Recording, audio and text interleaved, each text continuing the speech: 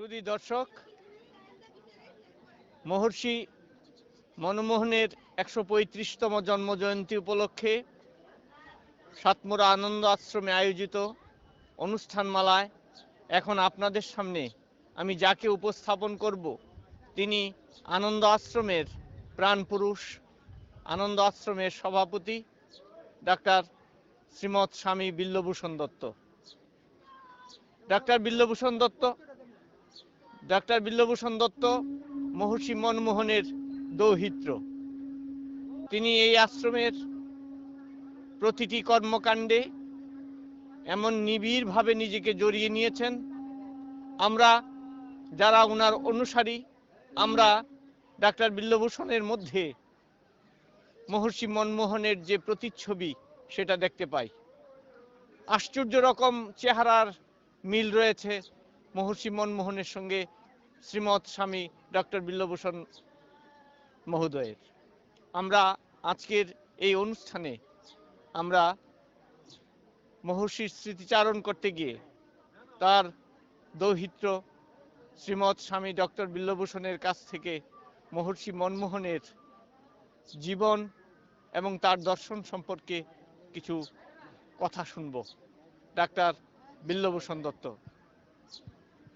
দয়াময় সর্বধর্ম সমন্বয়ের সাধক মহর্ষি মনমোহন জাতি ধর্ম নির্বিশেষে তিনি সকলকে গ্রহণ করেছেন। তার মতবাদ অসাম্প্রদায়িক চেতনায় সমৃদ্ধ। তার চিন্তা ছিল মানুষের কল্যাণ। তার সংক্ষিপ্ত জীবনে উল্লেখযোগ্য ঘটনার কথা যদি আপনি আমাদের সামনে উপস্থাপন করেন। আচ্ছা, তিনি উল্লেখযোগ্য ঘটনা অনেক আছে। এর মধ্যে যেমন বিষপান, তিনি গুরুর নির্দেশ ছিল যে তুমি 3 মাস এক আসনে বসা থাকবে, তুমি কোথাও যাবে না। এর মধ্যে হলো কি একদিন একটা ঘটনা ঘটে গেল না, উনি বেলতলায় বসে যজ্ঞ করছেন। যজ্ঞের মধ্যে তখন আদু ফকির নামে একজন লোক এসে হাজির হলো। হাজির হওয়ার পর উনি এইসব টুকটাক সম্বন্ধে খুব ভালো জানতো। তো মনমোহন বলছে তুমি এই জ্বলন্ত আংরা তুমি মুখে দেবে না কিন্তু। তো উনি হাসতে হাসতে বললো কত কিছু আমি করি, আর এইটা কি? মুখে দেওয়া মাত্র না মুখ পড়ে গেল। তখন এইখানে উনি তো আহত হলো।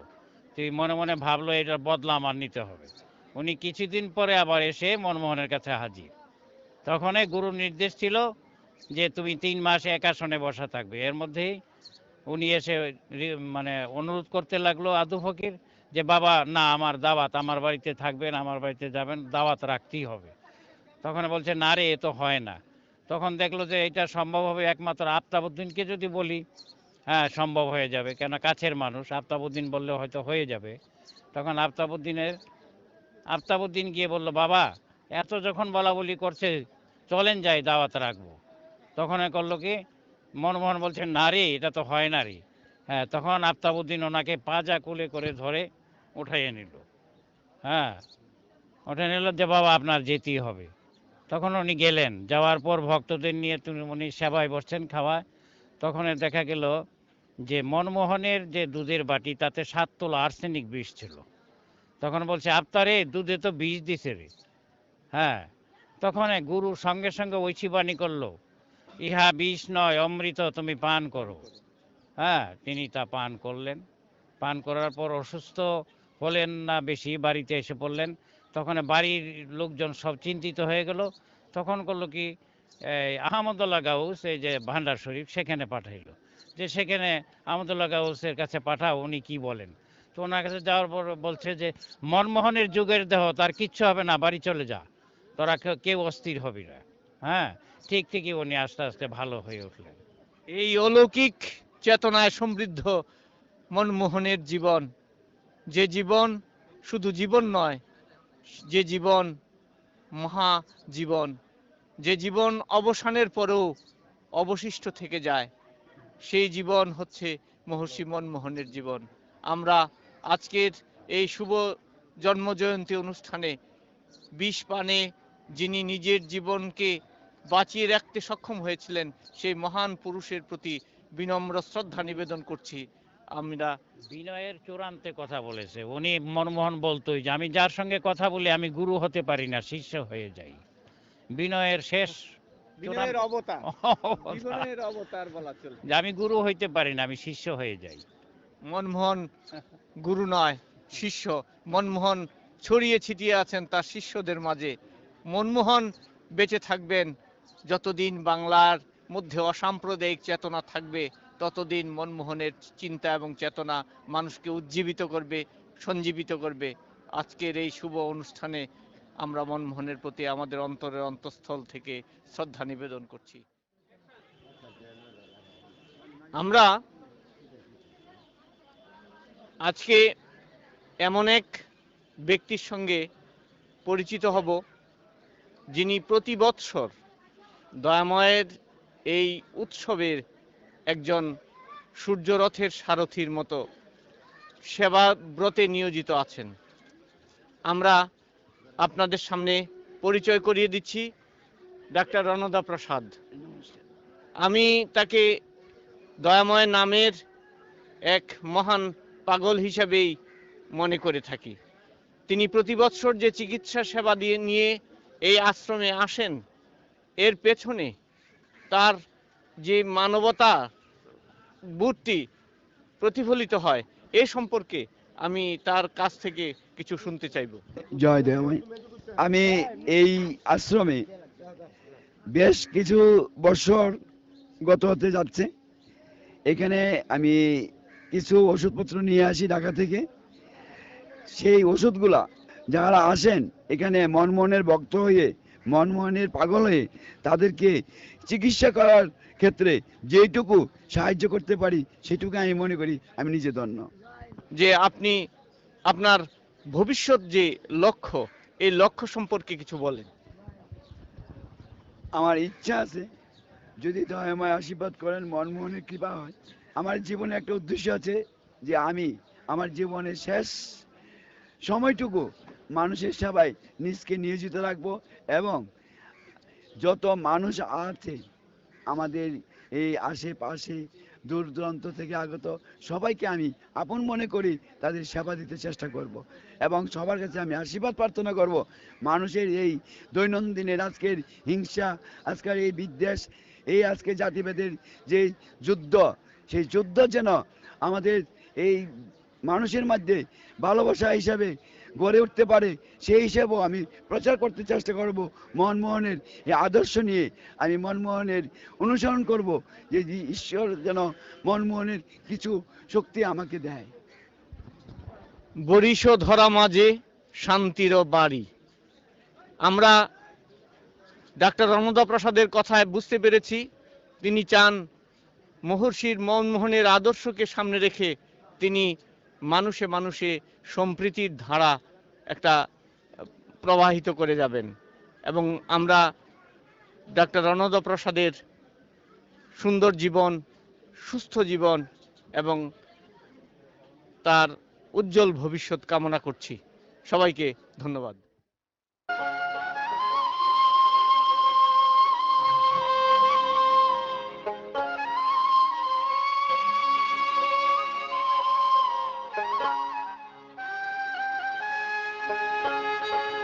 যাবি যদি মন মায়ের কোলে, যাবি যদি মন মায়ের কোলে,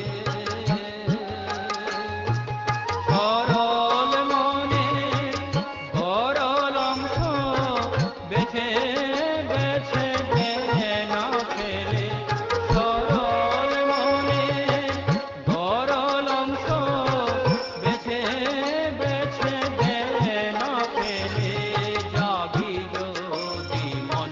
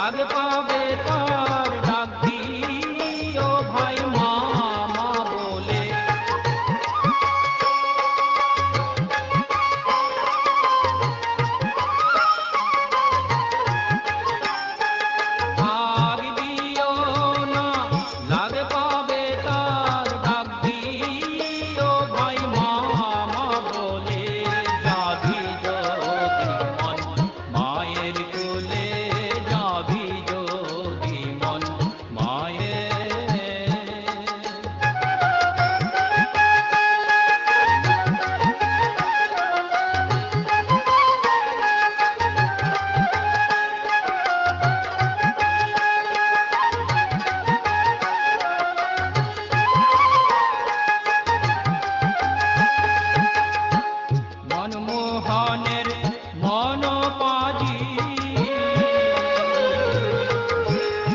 আসল কাজে